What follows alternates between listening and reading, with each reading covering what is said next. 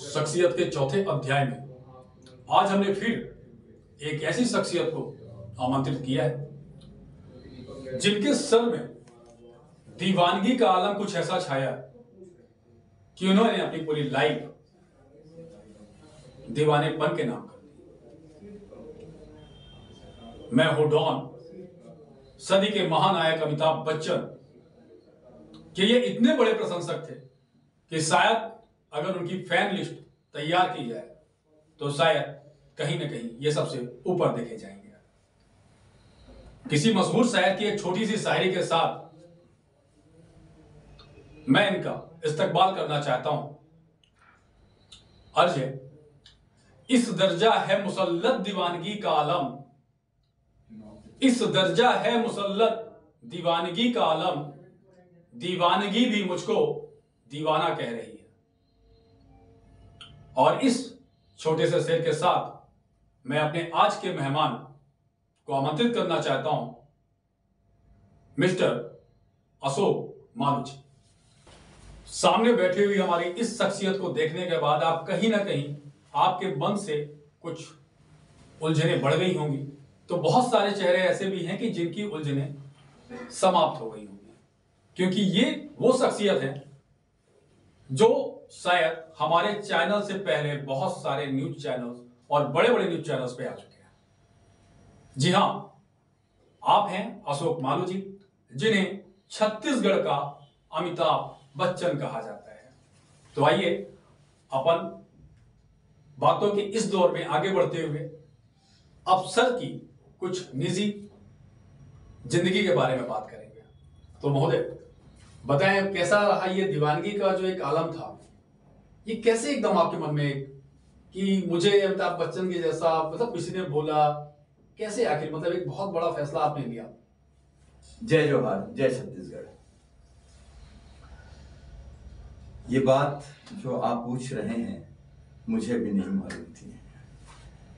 2008 में मेरा स्वास्थ्य कुछ खराब हुआ और कुछ दिनों के लिए मैं रेस्ट में था। तो जब नेचुरली घर पे आराम कर रहे हैं तो और बीमार हैं तो सेविंग बढ़ ही जाती है। और जब हम ठीक हुए तो हमारे बेटे ने हमसे कहा, अमित नाम है मेरे बेटे का, कि पापा दाढ़ी ट्रिम तो कर लो अच्छी है। फिर पता नहीं, मैं सोचा नहीं था कभी, समझा नहीं था कभी, और कभी इस रूप में आ जाऊंगा ये मेरी कल्पना के बाहर की चीज थी। मैंने वो फ्रेंच कट दाढ़ी अपने खुद से बनाई और सेव करने के बाद देखा हाँ ठीक ठाक है। बार बार तो मैं पहले उनके जैसा रखता था क्योंकि मैं बहुत बड़ा प्रशंसक हूँ उनका। अमिताभ जी लाजवाब इंसान, लाजवाब एक्टर, लाजवाब एक कैरेक्टर है जिसका कोई विश्व में सानी नहीं है। जिंदगी का इतना लंबा सफर वो फिल्मी दुनिया में जिस तरह से उन्होंने व्यतीत किया है, मैं सोचता हूँ ऐसा न हॉलीवुड में न बॉलीवुड में कोई दूसरा अभिनय के क्षेत्र में, इसीलिए शायद उन्हें सदी का महानायक कहा जाता है। सदी का महानायक कहा जाता है, बिल्कुल सही बात। सर, जहां तक आपने हमारा एक सस्पेंस खत्म कर दिया कि आपने बोला कि 2008 में मुझे इस बात का अनुभव हुआ, लेकिन मुझे जहां तक ऐसा लग रहा है, जो मैंने आपके बारे में जाना है, कि जब अमिताभ बच्चन की दीवार पिक्चर आई थी उस समय भी कुछ एक्सीडेंट आपके साथ हुआ था? नहीं, दीवार पिक्चर आई थी उसमें कोई ऐसा एक्सीडेंट नहीं हुआ था। मैं उनका प्रशंसक रहा हूँ। मैं उस समय महासमुंद में रहता था। मेरे बड़े भैया पिक्चर देखे होंगे, वो उन्होंने आकर मुझसे कहा, अशोक तुम जाओ कल पिक्चर देखने दीवार, तुमको बहुत पसंद आएगी। मेरे बड़े भाई ने जी। अब मैं स्कूटर उठाया और सीधा रायपुर और पिक्चर देखी तो माइंड ब्लोइंग, मतलब जितनी तारीफ की जाए उतनी कम है और उसका भरपूर आनंद लिया। लेकिन उस समय तक मुझे ना आभास था कि मेरा कोई स्वरूप उनसे कभी मिल सकता है या उनके जैसा मैं दिख सकता हूँ या उनके जैसा दिखने की कोशिश कर सकता हूँ। और जिस दिन मैं ट्रिम किया दाढ़ी को, 2008 की बात है ये, 28 अगस्त की, तो उस दिन एक फिजियोथेरेपी कॉलेज का शिलान्यास था। तो वहां से इनविटेशन था, तो मैं घर से बाहर निकला पहली बार 15-20 दिन के अंतराल में स्वास्थ्य होने के पश्चात, तो वहाँ मेडिकल कॉलेज की काफ़ी लड़के लड़कियाँ थी और हमने प्रोग्राम जो चल रहा था उसको देखा, सामने बैठे थे।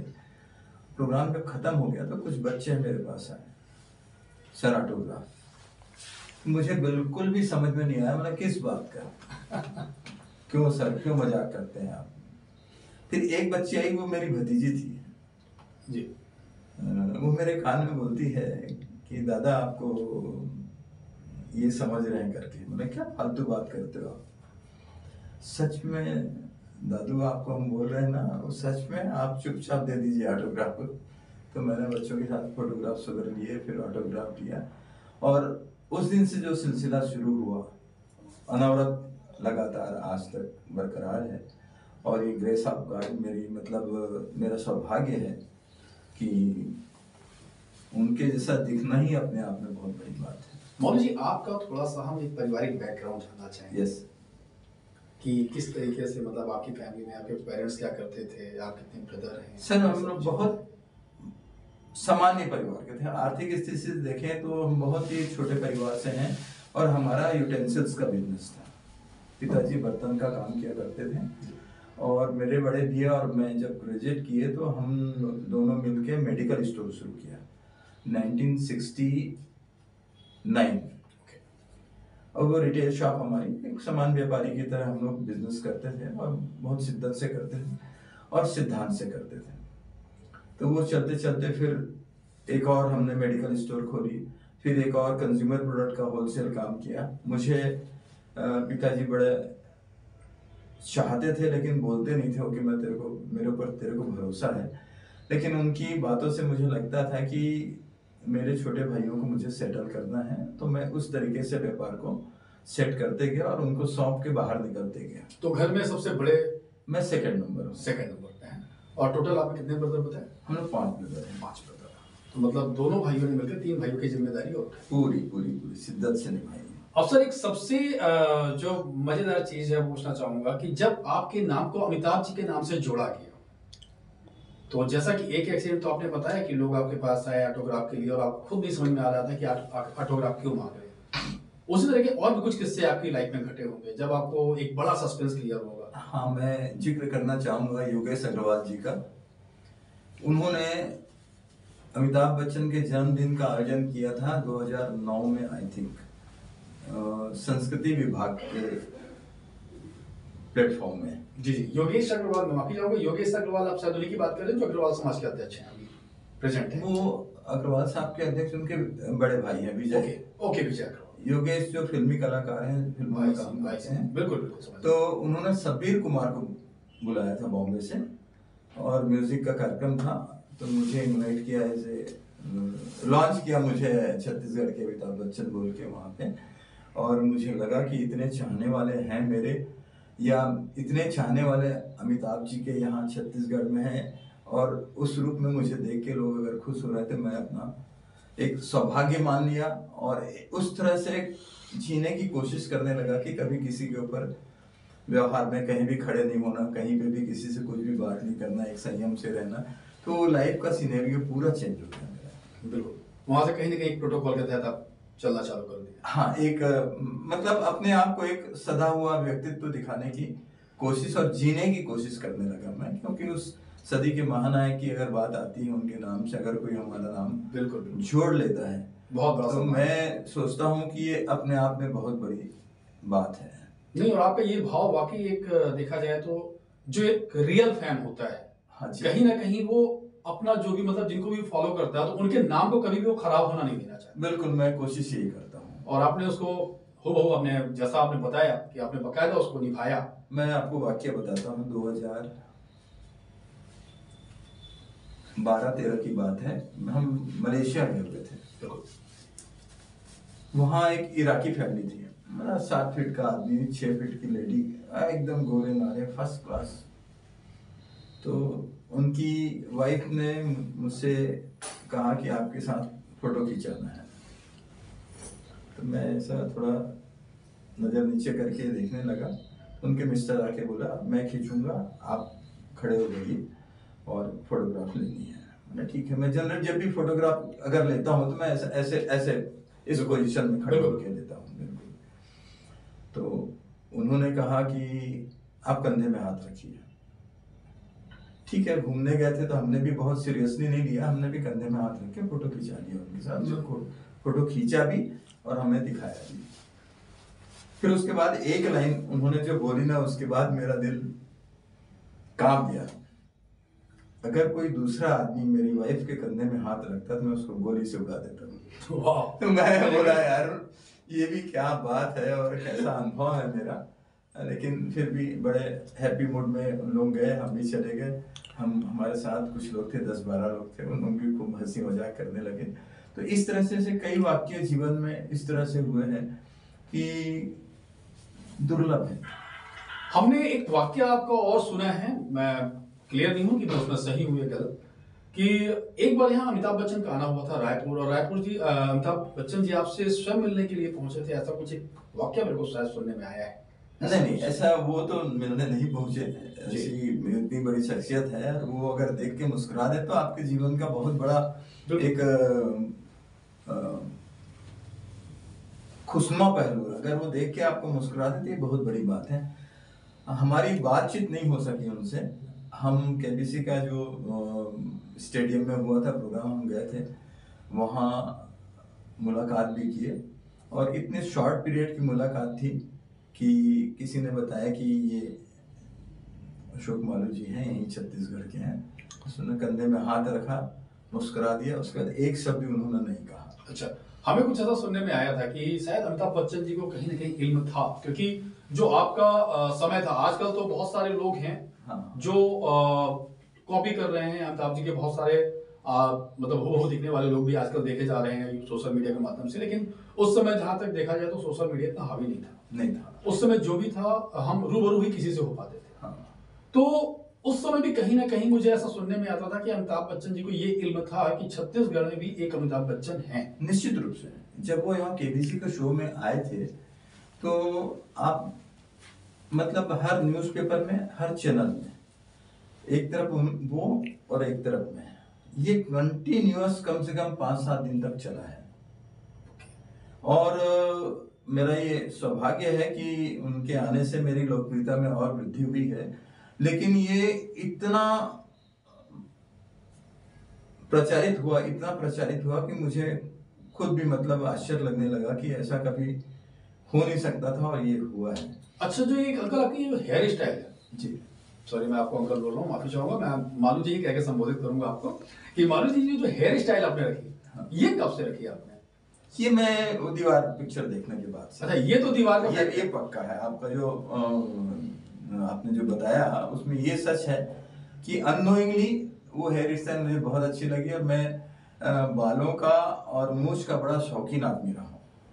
क्योंकि कहीं ना कहीं दाढ़ी तो अभी फिलहाल अभी भी कुछ समय पहले ही उनकी भी व्हाइट हुई है, और दाढ़ी वाले गेटअप पे अमिताभ जी आए हैं। लेकिन पहले तो उनके बालों के नाम से ही अमिताभ जी को पहचाना जाता था। बाल मैं बिल्कुल कोशिश करता था, और जितने फिल्मों में मूछ अगर अलग अलग किस्म की आती थी तो मैं रखने की पूरी कोशिश करता। अच्छा, मतलब लगभग आप उनको फॉलो करते थे शुरू से?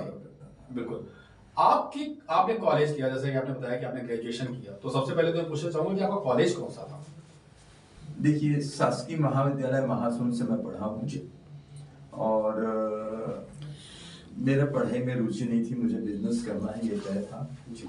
और मैं ये सच बताता हूँ आपको दिल से, मैं पेपर जितना भी बनता था बना के आता था, लेकिन लास्ट में लिख देता था पासिंग मार्क्स से अगर 1 नंबर भी ज्यादा मुझे मिल रहा है तो आप चाहे किसी को देना तो दे सकते हैं। बहुत खूब। ये मैं ग्रेजुएट हुआ तब, पोस्ट ग्रेजुएट हुआ तब, ये बिल्कुल नोट में लिखता था मैं कि मैं अगर जो पेपर जांचने वाला अगर पढ़ ले, उसको कहीं रहम आ जाए किसी बच्चे के ऊपर तो दे दे, तो मेरा, क्योंकि मुझे डिवीजन से मतलब नहीं था बिल्कुल नहीं। लेकिन वो 1 नंबर से आप फेल भी तो हो सकते थे। फेल होने का अवसर नहीं लगा मुझे। नहीं लगा, मतलब ये डर नहीं था। मेरी, अगर आप खुल के बात कर रहे हैं, मुझे अच्छा भी लग रहा है, तो कुछ पहलू बताने का भी बिल्कुल मजा आ रहा है। मैं बिजनेस करता था और उसके करते करते ग्रेजुएशन किया। बिल्कुल।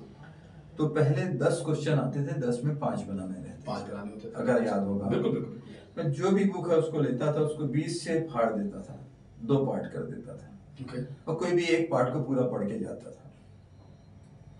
अगर 10 क्वेश्चन आ रहा है उसमें से 5 तो इसमें आएगा ही आएगा, और नहीं आया तो 3 क्वेश्चन पक्का आएगा, और 3 क्वेश्चन मेरे को पासिंग मार्क मिलते। नहीं, आपने बोला कुछ फाड़ के लेके जाते। मतलब बुक को 2 पार्ट कर देता था। ठीक है, ज्यादा पढ़ना। 5 क्वेश्चन इस पार्ट से आते होंगे, 5 ये सोच के, और 5 क्वेश्चन उस पार्ट से आते होंगे, ये सोच के। ये हकीकत है, ये पहली बार मैं कन्फेस कर रहा हूँ। मतलब वाकई ये बहुत लॉजिकल बात आपने की है कि मतलब 5 यहाँ से आ रहे हैं तो 5 ही पढ़ रहे हैं, तो 5 के बाद आधी बुक फाड़ दो और उसको जहाँ यथावत रख दो। 100% ट्रू है ये, और मुझे डिवीजन से कोई लगाव नहीं था। और एक होता है ना कि भाई एक डिग्री होनी चाहिए इंसान के पास में, तो ऐसे करके मैंने बीकॉम किया। बीकॉम के बाद एमए, हमारे एक कजिन ब्रदर है, वो लाइब्रेरियन थे कॉलेज में, और मेरे एक मित्र उन्होंने प्राइवेट एग्जाम दिया एमए का, तो मुझे बोले यार तू भी भर दे। ठीक है भाई, भर देते हैं। तो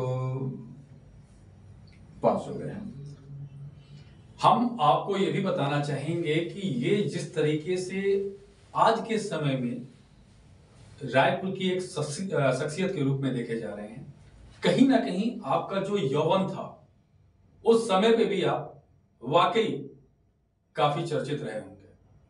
अब आपका एक दूसरा पहलू मैं पूछना चाहूंगा कि नो डाउट आपने 2008 से अपने आप को ये गेस किया कि मैं लग रहा हूं उनके जैसे, लेकिन जो एक दीवानगी थी वो आपके अंदर काफी पहले से थी, दीवार के समय से।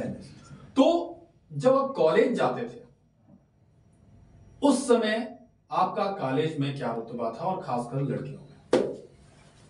देखिए, हम छोटे शहर के हैं और बहुत ही मर्यादित तरीके से जीना पड़ता था, क्योंकि छोटा सा शहर है, एक पत्ता भी हिलता था तो माँ बाप को मालूम पड़ जाता था। तो अब ये चीजें उस समय थी भी नहीं, और बहुत ज्यादा ऐसा जो आज के जमाने में देखते हैं वैसा कुछ था भी नहीं। उस समय लड़की से बात कर लेना ही अपने आप में बहुत बड़ी बात थी। तो फैमिलियर अगर है तो आराम से बात कर लेते, नहीं है तो जबरदस्ती घर में शिकायत पहुंचे, कोई मतलब नहीं है, ये सोच के। तो कभी आपको मतलब जैसे एक दीवानगी तो थी आप में, कभी कुछ कविताओं का शौक, गाने का शौक, शायरी का शौक, कभी ऐसा? ये है, मैं लिखता भी हूँ और कोशिश करता हूँ कुछ। तो ज्यादातर आप किसमें रुचि रखते हैं, कविताओं में या गानों में या शेर व शायरी में? शायरी लिखता हूँ और टिप्स भी लिखता हूँ।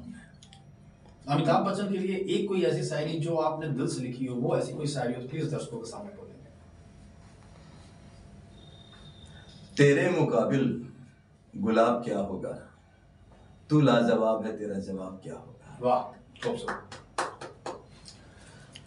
अब हम अपने चरण में आगे रखें कि अब कुछ क्वेश्चंस हमारे आपने खत्म कर दिए क्योंकि हमें थोड़ा सा और कुछ पता था, लेकिन जब आपको लोगों ने पहचाना, जब आपको आपकी भतीजी ने पहचाना और उन्होंने बोला कि दादू आप अमिताभ बच्चन जैसे लग रहे हो, उसके बाद लगातार कहीं ना कहीं आपको प्रशंसा मिलती गई, लेकिन घर पे जो आपकी धर्मपत्नी है, जो आपकी लाइफ पार्टनर है, उनका क्या रिएक्शन था आपको देख के? मैं सबसे पहले यही कहना चाहूँगा कि जो धर्मपत्नी मुझे मिली है, और हिंदू मैथोलॉजी में बोलते हैं 7 जन्म का जो रिश्ता है, मैं चाहूँगा कि वो मेरे साथ ही रहे। वो इतनी कोऑपरेटिव है, मैं बयान नहीं कर सकता। मतलब मैं नहीं सोचता कि मेरे जितनी भी सर्किल है उसमें कोई उसके समकक्ष भी बैठता हो व्यवहार और एक पतिव्रता होने के मापदंड पे। वैसे आपने शादी कहाँ की? मेरी शादी दुर्ग हुई है और 1973 में हुई है। अब एक चीज और फिर सामने निकल के बाहर आ गई है कि नो डाउट मेरे को लगता है शायद उस समय का वो दौर खत्म हो गया, इसलिए मैं एक बार पूछ ही लेता हूँ आपसे, जब आप शादी में लड़की देखने आप गए थे या नहीं गए थे? नहीं, मैं लड़की देखने नहीं गया। मतलब आपके दौर पे वो प्रेशर नहीं? बड़े भैया और पिताजी देखने गए। तो बड़े भैया या पिताजी के मन में ऐसा कुछ था कि मुझे रेखा जैसी बहू देखना है या जया? नहीं, उस समय तो ये बातें नहीं, ऐसा कोई सिस्टम तो नहीं था। 22-23 साल की उम्र थी उस समय, कोई ऐसी नहीं, लेकिन नो डाउट आपका कहीं ना कहीं आपकी हेयर स्टाइल तो लोगों में ये रहता था। और बड़े भैया बोले जाओ तुम देख के आ जाओ। मैं बोला आप लोग देख लिए तो मैं 1 मिनट देख के कर क्या दूंगा। अब एक चीज और आपसे पूछना चाहूंगा है कि जैसे आपने एक रोल पाया 2008 के बाद, आप एक पर्दे पे आए जहां आप सोशल लोगों के सामने आए, लोगों ने कहीं ना कहीं आपको बहुत सराहा, बहुत प्रशंसा दी। कभी कोई ऐसा वाक्य भी घटा कि कभी आपको लगा हो कि यार ये ठीक नहीं था, ये ठीक नहीं रहा? क्योंकि कहते हैं ना कि एक सिक्के के दो पहलू होते हैं। मैं इस मामले में बहुत बेहद खुशनसीब आदमी हूँ और मैं बोलूँगा दिल से थैंक यू रायपुर। 98 से मैंने सोशल वर्क को ज्वाइन किया। महावीर इंटरनेशनल करके संस्था थी हमारी, अंतर्राष्ट्रीय स्तर की संस्था थी, और वो मैंने लगातार कम से कम उसमें प्रेसिडेंट में 2013-14 तक रहा मैं। और सिवाय सेवा के मेरे बिजनेस से समय मिलता था तो सेवा के काम में, और संगीत में रुचि है तो संगीत के प्रोग्राम्स में मैं आयोजन करवाना, ये दो चीज़ों का फील्ड मेरा रहा। और इस शहर में मुझे कभी ऐसा याद नहीं आता कि कभी ऐसा वाकया हुआ हो कि कभी मुझे नज़र नीची करनी पड़ी हो, ऐसा मुझे याद नहीं आता है। बहुत इस शहर को तो मैं सैल्यूट करूँगा कि बहुत प्यार दिया है। मालू जी, आप लगातार कई न्यूज चैनल्स पे आपके इंटरव्यूज हुए हैं, कई जगह पे आप गए हैं। मैं आज आपसे वो चीज पूछना चाहता हूँ जो शायद अभी तक आपने, कई लोगों ने पूछा होगा, लेकिन मैं उसमें एक नया आपका रिएक्शन देखना चाहता हूँ कि आपकी लाइफ का कुछ ऐसे अनछुए पल जो आज तक आपने किसी से शेयर नहीं किया।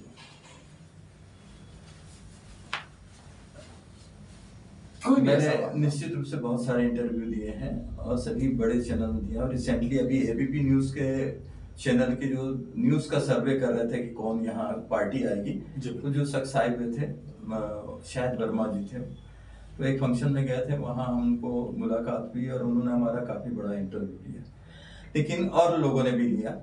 लेकिन जो आप पूछ रहे हैं और अभी तक जितनी बातें आपने पूछी है, मेरे शायद सिर्फ शुरुआत की बात छोड़ दे तो एक भी चीज रिपीट नहीं हुई है। ये आपको थैंक यू बोलना चाहूंगा कि आपने नए पहलू से एक इंटरव्यू को संपादित किया है, वो मुझे बहुत अच्छा लगा।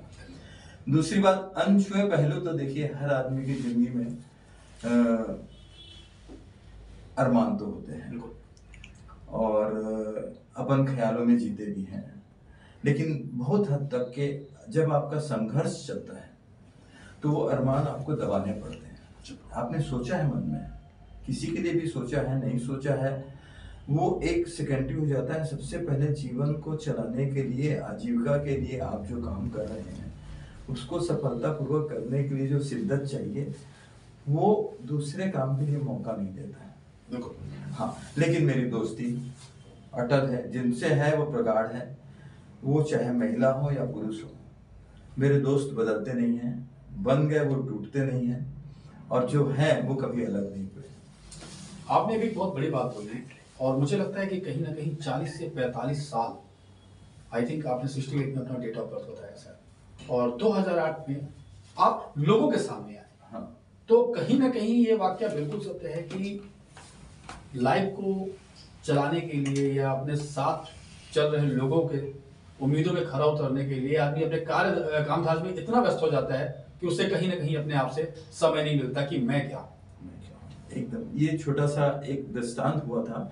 मैं जब महासमुंद से रायपुर आके बिजनेस शुरू किया, यहाँ के मैं नाम लेना चाहूंगा, मेरे पिता श्री नेमीचंद जी मालू और मेरे बड़े भैया श्री गुमान चंद जी, उन्होंने एक आवाज में बोला कि आज नहीं जाओगे तो कब जाओगे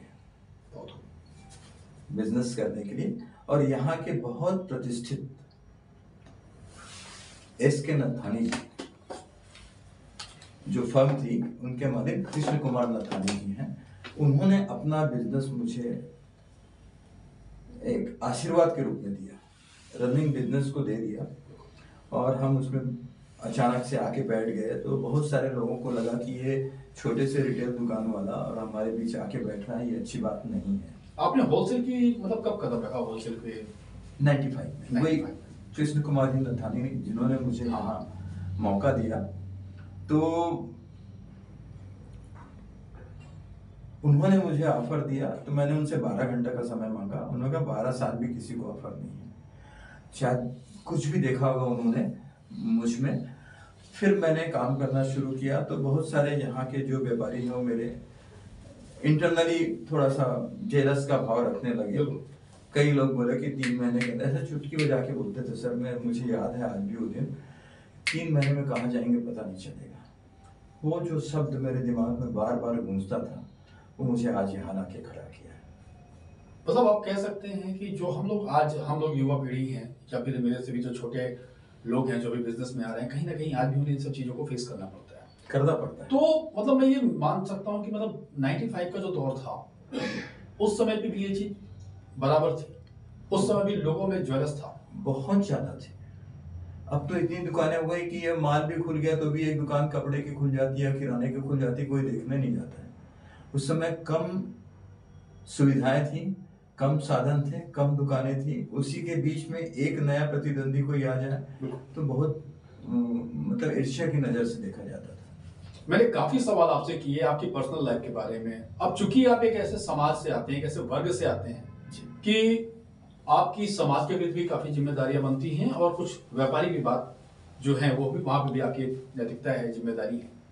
तो थोड़ा सा हम अपने पहलू को चेंज करेंगे कि जैसे कि आप जैन समाज से आते हैं, जैन समाज का जो सेवा भाव है, एब्सोल्युटली, वहां पे आप किस चरम तक पहुंचे? ये जो महावीर इंटरनेशनल जो संस्था बताया है, जिसमें हम करीब करीब 15 साल अध्यक्ष रहे हैं और बहुत सरलता से, सहजता से चलाए, तो उसमें महावीर के सिद्धांतों के आधार पे ही वो संस्था का शिलान्यास हुआ। और उसमें सदस्यता में एक ही चीज रहती थी, जो शाकाहारी है वही उसका मेंबर हो सकता था। जी। तो उसमें शाकाहारी केवल जैन समाज ही आ रहे थे या किसी भी समाज का जो शाकाहारी हो, उसकी पहली कंडीशन एक ही होती थी, किसी भी समाज का होगा। हम भिन्नता में एकता चाहते हैं, और उस तरह से हमारा उस समय देखते थे कि दवाइयों का मुझे याद नहीं कि मैं कितने हेल्थ चेकअप कैंप लगाया हूँ, मुझे याद नहीं कितने स्लम एरिया में मैंने अनाज वितरण किया है, बिल्कुल मुझे याद नहीं। कोई वृद्धाश्रम, कोई बालाश्रम, कोई बच्चों का, डिसेबल बच्चों का, अंधे बच्चों का, ऐसी कोई भी संस्था नहीं है जहां हम नहीं गए हों और वहां कुछ न कुछ हम मदद न की हो। आपके जैन समाज में एक व्रत है, बहुत प्रचलित है, जो 2 महीने का किया जाता है। क्या चीज? एक 2 महीने का एक व्रत होता है आपके यहाँ? हाँ, एक्चुअल में जो आपको बताया गया है वो होता है चतुर्मास का। चतुर्मास व्रत, उसमें हम लोग का पर्युषण पर्व होता है, वो हमारा सबसे बड़ा त्योहार है।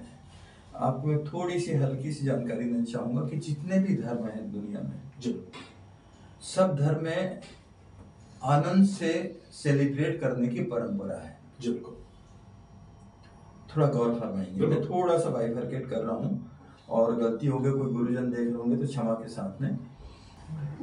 जैन धर्म का सिनेरियो बिल्कुल अलग है। सब धर्म में देखेंगे आप कि मानव जीवन कैसा चलाया जाए, उसके लिए ईश्वर अवतरित हुए हैं, और उन्होंने मापदंड बनाया। जैसे भगवान श्री राम, सत्सत नमन उनको, श्री कृष्ण जी, सत्सत नमन उनको, कि उन्होंने सामान्य जीवन में, परिवार में कैसा रहना, समाज में कैसा रहना, जीवन का उद्देश्य क्या होना, इसको बताया। बिल्कुल। हमारे जैन समाज में, जैन धर्म में एक ही चीज बताया है कि आत्म कल्याण, मतलब आत्म कल्याण का अंतिम स्वरूप मोक्ष को माना है। तो हमारे ऐसे कोई भी त्योहार नहीं है जिसमें हम हंसी खुशी सेलिब्रेट करें। हमारा जो पर्युषण पर्व है उसमें जो आप बता रहे हैं कि 2 महीने का, कोई 31 दिन का उपवास करता है, कोई 15 दिन का करता है कोई, और वो उपवास ऐसा रहता है कि गर्म पानी के अलावा कुछ भी नहीं, कुछ भी। तो इस तरह से अपने शरीर को कष्ट देकर, तपाकर धर्म के प्रति जागरूकता अपने आत्मा के लिए करने का जो स्वरूप है वो जैन धर्म में है। आपने ऐसा कभी देखा, आपके यहाँ नॉर्मली मेरे साथ भी वाकया घटा था, जब हमने अपने चैनल की शुरुआत की, तो मैं आपको बताना चाहूँगा कि हमने जो पहला वीडियो अपने रिपोर्टर बाबा में ऐड किया था, उसके लिए हम लोगों को काफ़ी मशक्कत करनी पड़ी थी, क्योंकि उसके लिए हमको ये था कि किसी बड़े आदमी का फर्स्ट इंटरव्यू हमें से करना है। क्या बात है। लेकिन इत्तेफाक ऐसा हुआ कि मेरे फ्रेंड हैं, और इत्तेफाक से वो भी आपकी बिरादरी से हैं, प्रबोध मालू, उन्होंने मुझे एक ऐसा व्हाट्सएप पे मुझे एक मैसेज भेजा, और जस्ट मेरी लॉन्चिंग हो रही थी। तो मैंने जब उनको देखा उस लॉन्चिंग में, तो उसमें देखा कि 140 दिन 130 दिन समथिंग जो उपवास, विराट सागर जी महाराज हाँ, के नाम थोड़ा बिल्कुल बिल्कुल, उनका चल रहा था उस टाइम, 130 डेज हुआ था उनको उस दिन। तो मैं देखा, मैंने बोला यार, मैं बैठा हुआ था उस दिन, मतलब नॉर्मली बैठा हुआ था मैं, मेरे मन में आया कि यार, मैंने अपनी टीम से बात की, बोला मैंने बोला अपन किसी बड़े आदमी को बोले, अपन इनको क्यों नहीं पकड़ा। तो मेरी टीम ने भी मुझे सपोर्ट किया कि भैया अच्छा होगा, अपन किसी शुरू से ही किसी एक महापुरुष के साथ, बहुत अध्यात्म से शुरू। हम लोगों ने तुरंत अपनी कार उठाई, तुरंत हम लोग खैरागढ़ पहुंचे। उस समय वो खैरागढ़ पहुंच चुके थे। अच्छा, हम खैरागढ़ पहुंचे, खैरागढ़ जैसे पहुंचे तो पता चला कि वहां से गुरुजी निकल चुके हैं। फिर वहां से पता चला कि डोंगरगढ़ के लिए किया, हम लोगों ने डोंगरगढ़ के लिए गाड़ी डाली।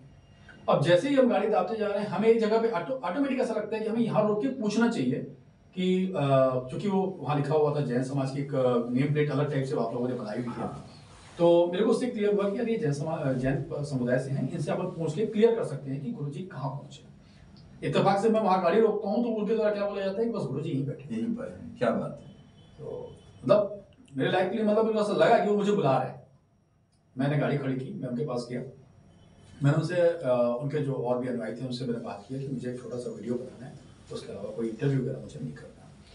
तो पहले तो गुरुजी ने मना कर दिया, फिर मैं स्वयं उनके पास गया और उनसे मैंने निवेदन किया कि मैं अपनी लॉन्चिंग कर रहा हूँ और इस लॉन्चिंग में मैं पहला वीडियो आपका डालना चाहता हूँ। क्या बात है। मैं आपसे कोई सवाल नहीं करूँगा, कोई जवाब नहीं करूँगा, केवल आपका एक संदेश जो आप समाज को देना चाहें बहुत खूब, वो दे। और आज भी हम उसी संदेश को लेकर आगे बढ़ रहे हैं और अपनी जिम्मेदारी को और कर्तव्य को उसी निष्ठा से करने की कोशिश कर रहे हैं। तो बहुत अच्छा लगा आपके जन समाज से। और सर एक चीज और पूछना चाहूंगा, जब थोड़ा सा व्यापारिक भी बात करूंगे आप, कि आज व्यापार जो लगातार ऑनलाइन की चपेट में आ चुका है जी, इसका दुष्परिणाम होगा या अच्छे परिणाम? देखिए निश्चित रूप से दुष्परिणाम होगा। और केट करके एक व्यापारिक संगठन है, वो इसके खिलाफ मुहिम भी चला रही है। लेकिन कितनी सफलता मिलेगी नहीं मिलेगी, क्योंकि आप भी जानते हैं पैसे में इतनी ताकत है कि कानून व्यवस्था भी उनके हिसाब से चलती है। लेकिन फिर भी मैं कहूँगा कि कितने भी मल्टीनेशनल आ जाएं, कितने भी माल आ जाएं, लेकिन जो हमारी व्यापार की पद्धति है वो बदल नहीं सकती है। आप को कोई भी चीज खरीदना है तो सबसे पहले घर में पहुंचने के बाद अगर घर के किसी मेंबर ने बोल दिया पापा या बेटा ये ले आओ, तो आप आसपास की दुकान ही देखेंगे। दवा के मामले में भी हम लोग काफी विरोध किए, उसमें भी यही बात है कि तमाम इमरजेंसी हम लोग सर्विस देते हैं। तबीयत खराब है तो ऑनलाइन में आप कभी नहीं बुला सकते हैं। ग्लूकोज की बोतल चाहिए, इमरजेंसी इंजेक्शन चाहिए आपको, तो आपको निकट दुकान में जाके ही लेना पड़ेगा। हम लोग इसी बात को प्रचारित करते हैं कि भाई आपका सुख दुख का साथी कौन है। लेकिन सर देखा जाए तो आज के तौर पे जहां हम बात करते हैं, विरोध बहुत हुआ, कई बार भारत बंद हुआ, कई बार छत्तीसगढ़ बंद हुआ, रिजल्ट जो का त्यों देखा। आगे अभी बात करें तो ऑनलाइन बढ़ता ही जा रहा है और ऑफलाइन बढ़ता जा रहा है। कहीं ना कहीं व्यापार लगातार मंदी का शिकार होता जा रहा है।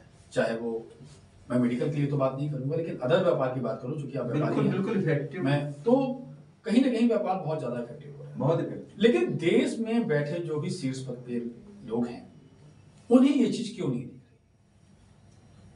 रही? क्या उन्हें ये नहीं दिख रहा कि जो हमारे इतने व्यापारी हैं, जो आज इंडिया की अर्थव्यवस्था को संभाल के रखे हुए हैं, जो इंडिया की इकोनॉमी को बचा के रखे हुए हैं, हम उनको खत्म करने पे लगे हुए हैं, और जिन्हें इंडिया से कोई लेना देना नहीं, हम उन्हें तवज्जो दे रहे हैं। बात एकदम सही है आपकी, लेकिन व्यापारी लाचार है, निरीह है, अशक्त है।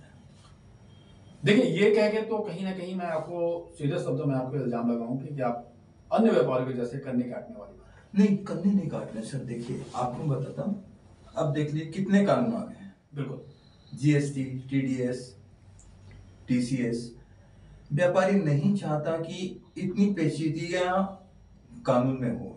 सिंपल सरकार जो लेना चाहे देने के लिए तैयार है, लेकिन उसको देने के लिए हमारा ज्ञान बिल्कुल काम नहीं आता है। हमको वकील के एडवाइजर के पास में जाना ही पड़ता है, और उसकी कास्ट हमारे लिए अतिरिक्त हो जाती है। तो हम यही चाहते हैं कि कानून बने और सिंगल पॉइंट हो जाए और एक बार में ले ले, भाई आपको इतना देना है मतलब देना है। हम बिल्कुल उसमें कोई आनाकानी की बात नहीं है। आज चेहरा उतार के दें या चेहरा हंस मुस्कुरा के दें, लेकिन हम दे रहे हैं, बिल्कुल सभी टैक्स दे रहे हैं। तो शासन से हमारा यही निवेदन है कि वो इतना सरल कानून बनाए कि व्यापारी भी उसमें उसकी पेचीदगियों में ना फंसे और सरलता से व्यापार करें। आपको ऐसा नहीं लगता कि एक छोटा सा पहलू और जो मेरे जहन पे है, मैं अपने जहन पे बात करूंगा, कि कहीं ना कहीं आज बाहरी ताकत इंडिया पे हावी हो रही है और आज भी दौर वही है, बस उस समय देश को उन्होंने गुलाम किया था, आज व्यापार को गुलाम करने पे जा रहे हैं। दौर वही देखा जा रहा कि उस समय भी इंडियन एक नहीं थे और आज भी व्यापारी एक नहीं है। क्या आप ये बात से सहमत हैं? लेकिन आपको मैं, ये कई लोग बात करते हैं और मेरा जो दृष्टिकोण है बिल्कुल स्पष्ट और अलग है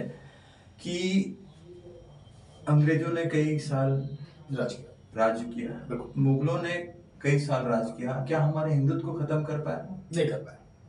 तो ये अनंत है। ये धर्म के आधार पे हम जिंदा हैं और धर्म का इतना प्रभाव है एक एक व्यक्ति के आत्मा में।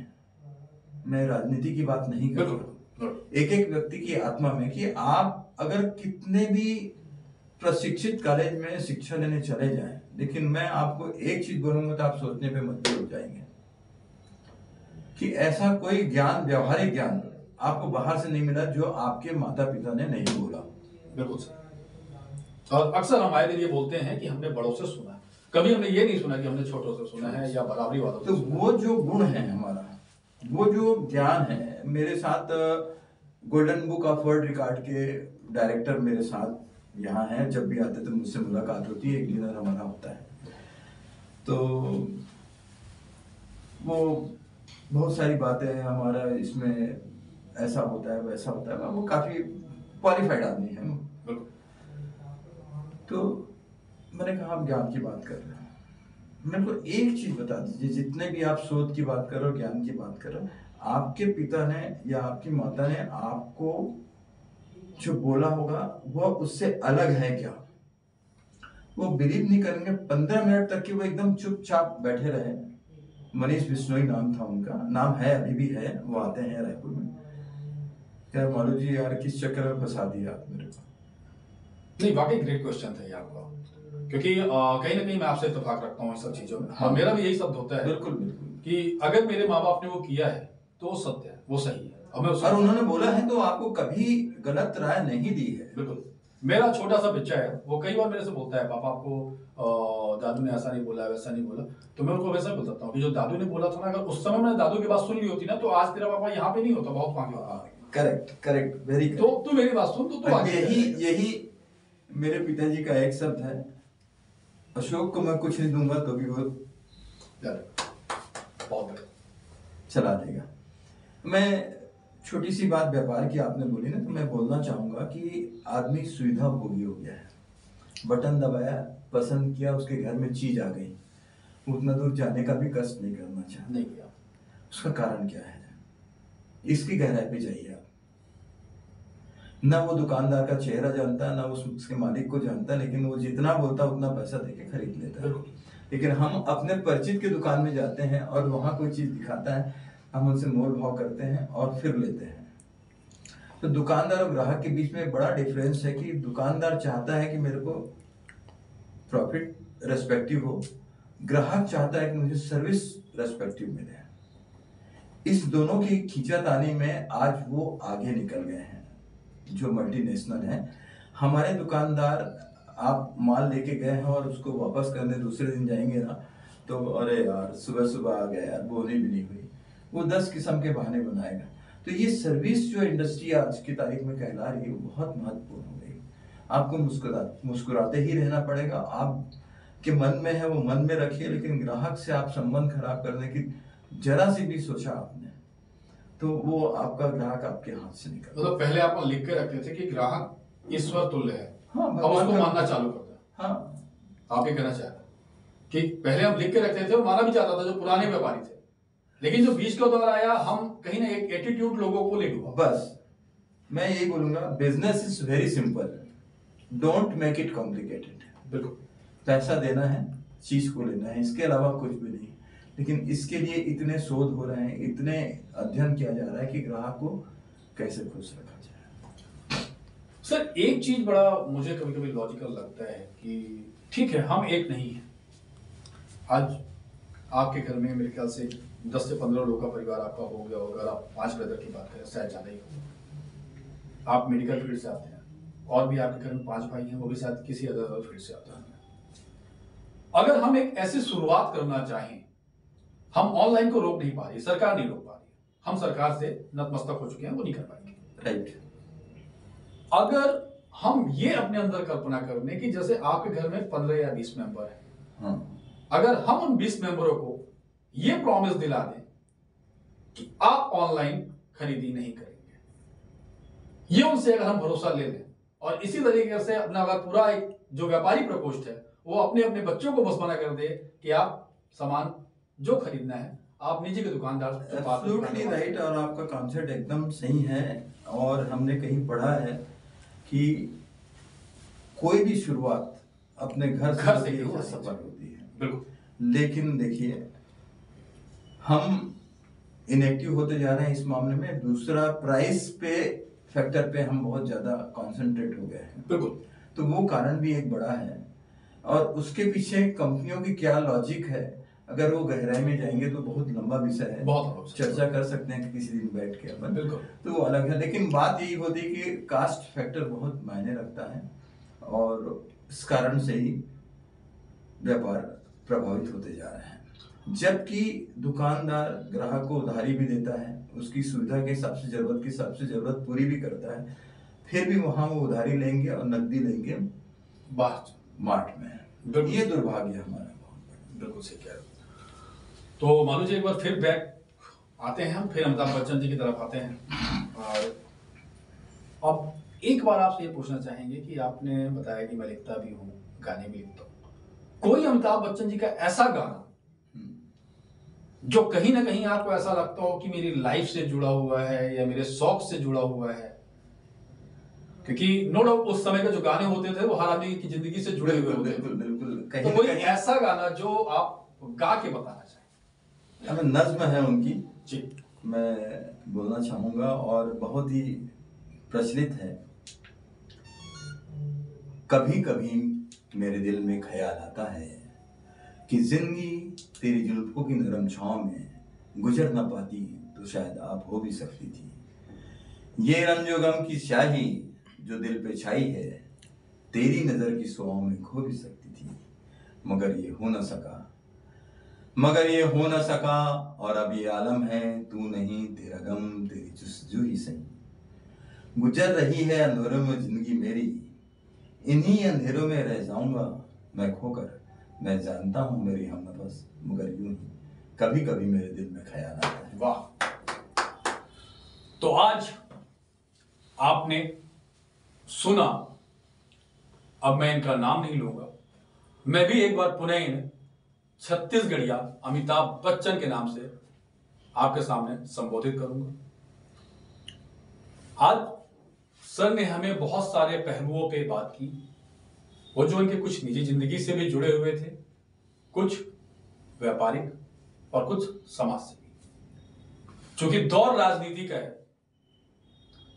तो पूरी बात करने के बाद कहीं ना कहीं एक क्वेश्चन आपके मन में भी आ रहा होगा और मेरे मन में भी है कि आज आप शहर की एक फेमस पर्सनालिटी हैं। आज जब भाजपा ने चुनाव लड़ा तो कहीं ना कहीं अनुज शर्मा जी को अपना उम्मीदवार चुना।